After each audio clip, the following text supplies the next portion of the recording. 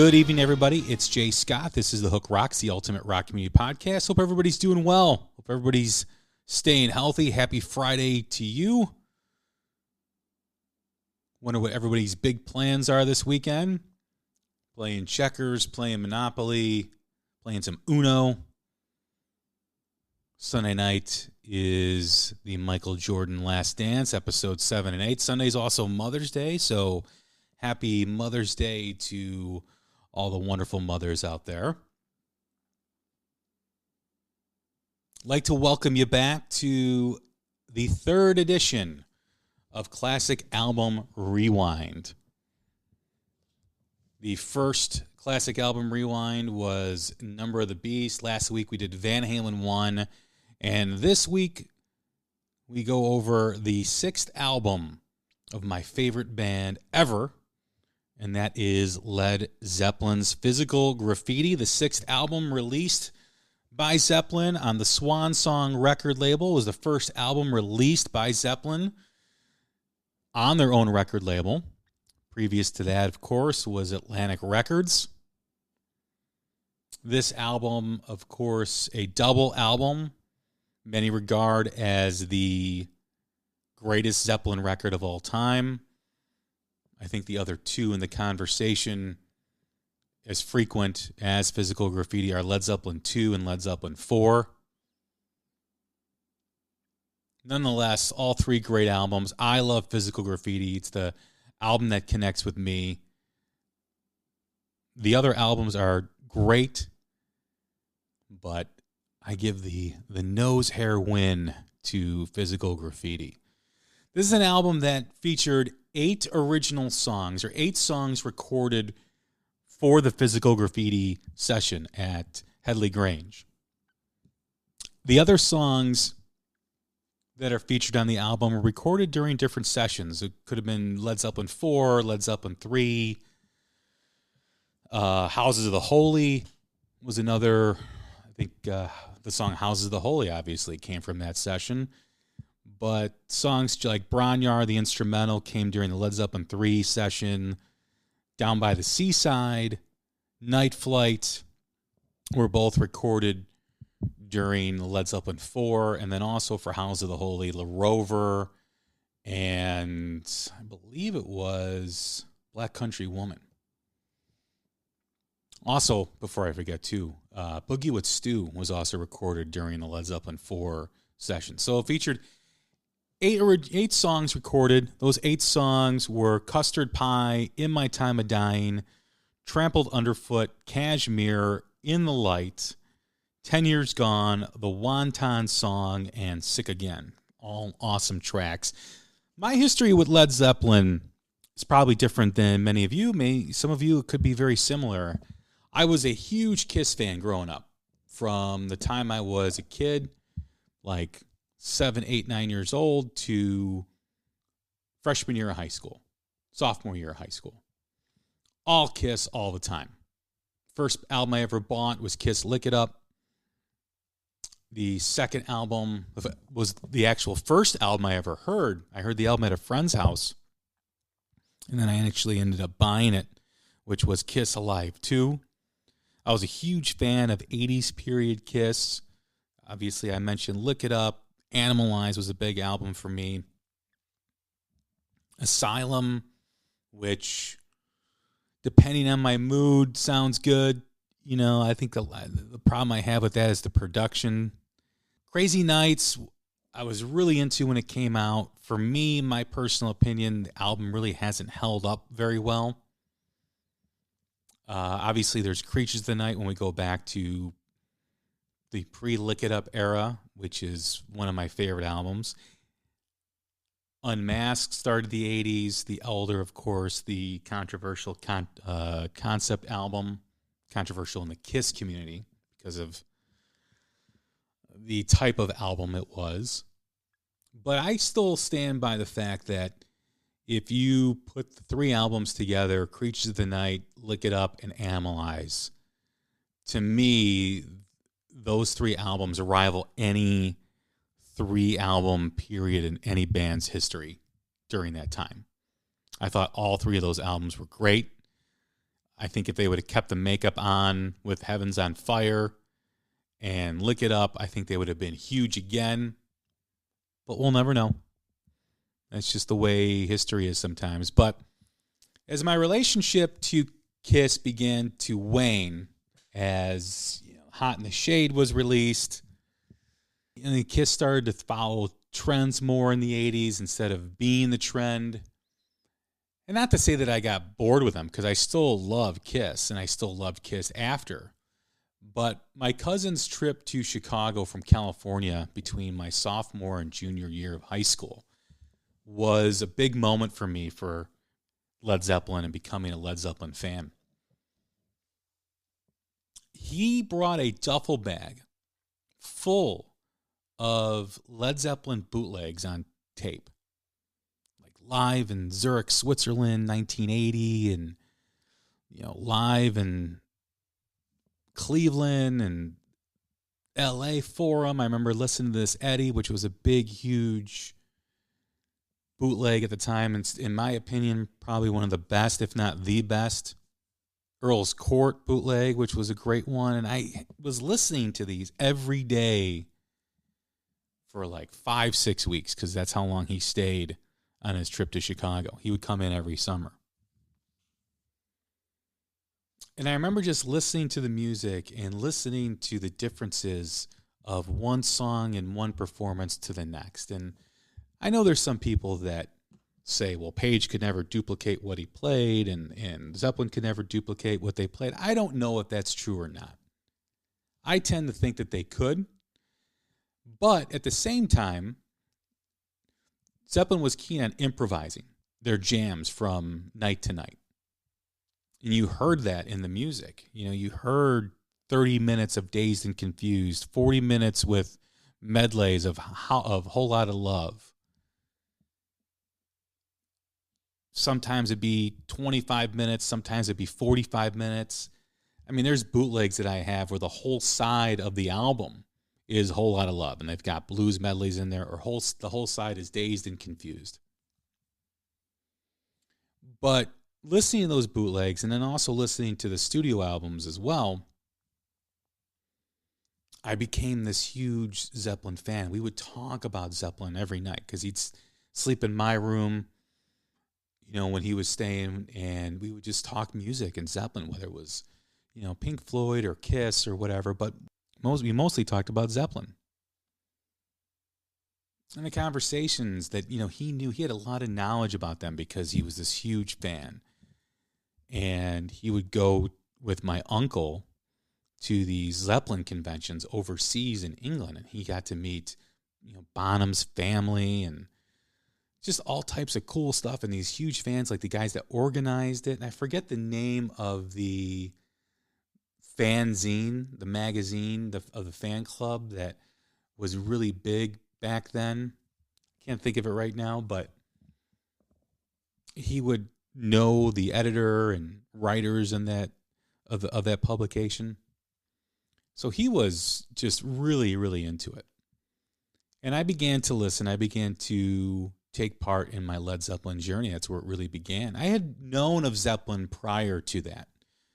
Obviously, their big hits like Stairway to Heaven and Whole Lotta Love and Heartbreaker, Livin' Lovin' Made, Good Times, Bad Times, Immigrant Song, Dancing Days. Those are all songs that I heard on the radio. Obviously, Kashmir, All My Love. So I knew the Zepp standards by then.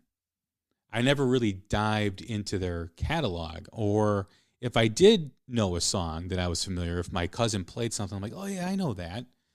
I didn't know the name of the title, or the song really wasn't in my memory bank as something that I should listen to again. But the power of those 6 weeks set in motion a lifetime of me being a Zeppelin fan. The first album I listened to in its entirety was Physical Graffiti, because it was 2 albums and it had the most songs. So I figured, I'll check this one out. And it blew me away. I mean, like I said, it starts with Custard Pie, the Rover, which was recorded during the whole Houses of the Holy session. But the Rover, for me, I had heard before. I'd heard that riff somewhere. Was so powerful. And just had that driving beat, and, it just stuck to you. I mean, that dirty guitar, the slide, and it's a song that makes you stop. Like, wow, like what is that? Like, and Plant's vocals on it were just tremendous. And then In My Time of Dying, it's one of those Zeppelin songs, again, that people say they stole or they ripped off. And, I get a lot of that argument. I understand that. I also know that Zeppelin made a lot of those songs their own. They're not exactly the same as the song in question or the original piece of music. It was a huge song for me. Song had a huge impact on me. The song In My Time of Dying is based on a traditional song by Bob Dylan on his debut album in 1962. So there's a lot of similarities between that track. The song just is like a train that just keeps revving up, and all of a sudden it just goes, and it's just going down the track, and you can hear the engine just going. I mean, it's got a whole life of its own to the song, which to this day still mesmerizes me. When you think of the three songs that come right out that were on side one on the original vinyl, Custard Pie, The Rover, In My Time of Dying, I mean, it's just a great way to take an album to another level and to really capture the audience that's listening. Moving over to side two, of course, it features Houses of the Holy. That song, again, recorded for the Houses of the Holy sessions, obviously didn't make it. For whatever reason, it was put on this album. It's a great track. It's one of their more popular songs, one of their more recognizable songs. It didn't require any more remixing or overdubbing. It was just basically put on the album as it was recorded, which is interesting. Trampled Underfoot, which was created by a jam session by John Paul Jones, and then went through several arrangements before the version that's on the album was accepted. Bonham really kind of plays a funky type of drum beat on this song. You can really kind of tell what he's trying to do. And the song is about driving in cars. It was released as a single in the U.S., and it actually was a top 40 hit, which may surprise a lot of people. And then the last song on side two is my personal favorite of Led Zeppelin, and that's Kashmir. Kashmir is a journey. It takes you there. It takes you someplace else than where you currently are when you're listening to it. You really hear the experimentation and the evolution of what Zeppelin was trying to do and where they were going. You began to kind of see that in Houses of the Holy and with Kashmir and In the Light. You further see more experimentation of this kind of Moroccan type of vibe to their music. They traveled all over the world, and Plant and Page and Jones were really into discovering new different types of styles and techniques to make music, different types of texture to include in their music. Led Zeppelin was really never satisfied with just being a, English blues band. They were always trying to evolve and always trying something new. It's probably the most well-known song on Physical Graffiti. It's probably one of the most well-known songs by Led Zeppelin. Just a tremendous gift that they gave to us that lives on forever. Just an incredible piece of music. Moving on to side three, again, with that experimentation and that style, is In the Light, which is a very, very powerful song too as well. It just really does kick in, just got a very droning type of vibe, droning type of feel to it. Bronyar, of course, the acoustic piece by Jimmy Page that was recorded during Led Zeppelin 3. And it's also used in the background music in Zeppelin's movie, Song Remains the Same. Down by the Seaside, probably my least favorite song on the album. It was recorded during the Led Zeppelin 4 sessions. It has a Neil Young type of influence on it. If you can hear that, you may agree with me, you may not. And then, of course, 10 Years Gone, which is one of the most underrated Zeppelin songs of all time. If you get a chance to go back and listen to a previous episode with myself, Tom, and Zeus from the Shout It Out Loudcast, we discuss our individual top 10 Led Zeppelin deep tracks, and I think this song is on all three of ours. It's a beautiful song. It cascades into this lovely song about an old love affair and emotion that went into it. It's a beautiful piece of music. Night Flight, Side 4. Again, that was recorded during the Led Zeppelin 4 sessions. Wonton Song.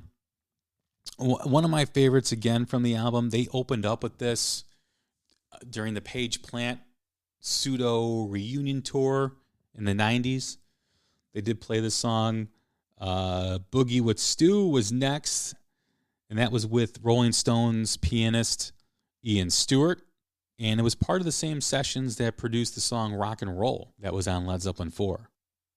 Black Country Woman, another favorite of mine, recorded during the House of the Holy sessions. I love the way this song starts, and I love how Bonham's drum kicks in. It's just an incredible song, and then the album ends with Sick Again, and it's about being on the road and touring and having fun with females, which Zeppelin is known for.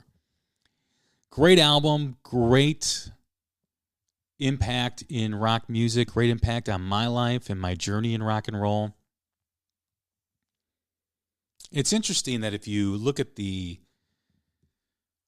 song list, the tracks on this album, if you were just to make it an 8-song album, which would kind of fall in line with the two previous records, Led Zeppelin 4 and House of the Holy. I don't know how many songs are on Led Zeppelin 2 off the top of my head, but you would have Custard Pie, and then the second song would be In My Time of Dying, and then the third side would be Trampled Underfoot, and then Kashmir would finish out side 1. So you'd have Custard Pie, In My Time of Dying, Trampled Underfoot, Kashmir. That's a pretty awesome side 1. And then side 2 would be In the Light, 10 Years Gone, the Wonton Song, and Sick Again. Which would be another, that'd be an incredible album with just those 8 songs. And also, too, you know, we talked a previous about the deep tracks. If you were to put some of these other songs on the intended album that they were recorded in, you know, for instance, Houses of the Holy would be on Houses of the Holy, as would Black Country Woman. You know, so where would those songs fit? Where would Night Flight or where would Boogie with Stu, Down by the Seaside fit in Led Zeppelin 4 if you were to include those songs in that album? Where would Bronyar fit in the Led Zeppelin 3 sessions? So those are always really cool conversations that I love having. You know, I love having the talk about, oh, you know, this song was intended for this. Where would it go there? Just to kind of have some fun and a night, have a couple beers, sit around with your friends who are Zeppelin fans as well, and just chit-chat and just kind of figure it out. This album offers so much. It offers those songs that take you to another place, like I mentioned, Kashmir or In the Light.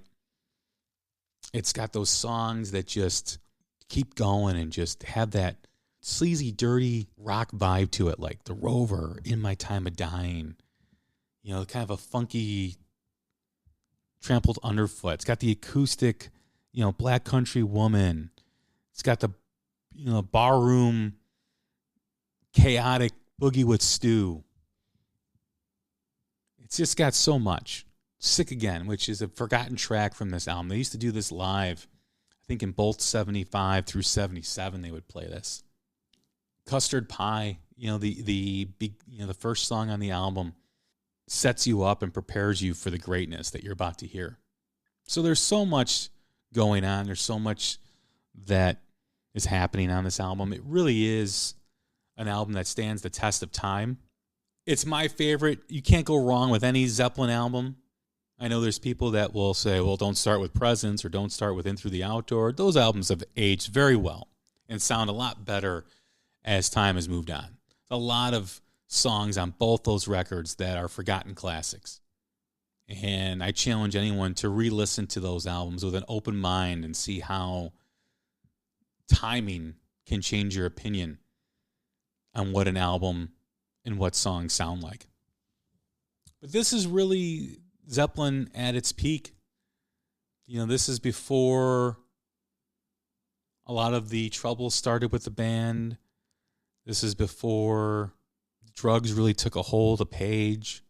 You know, Plant later on had the death of his son that he had to deal with.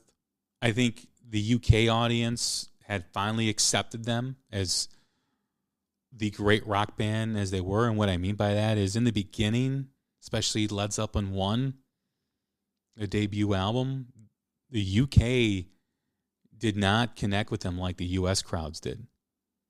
There was a lot of pushback because of the blues elements and what they felt they were ripping off blues artists in their songs. And a lot of that is true.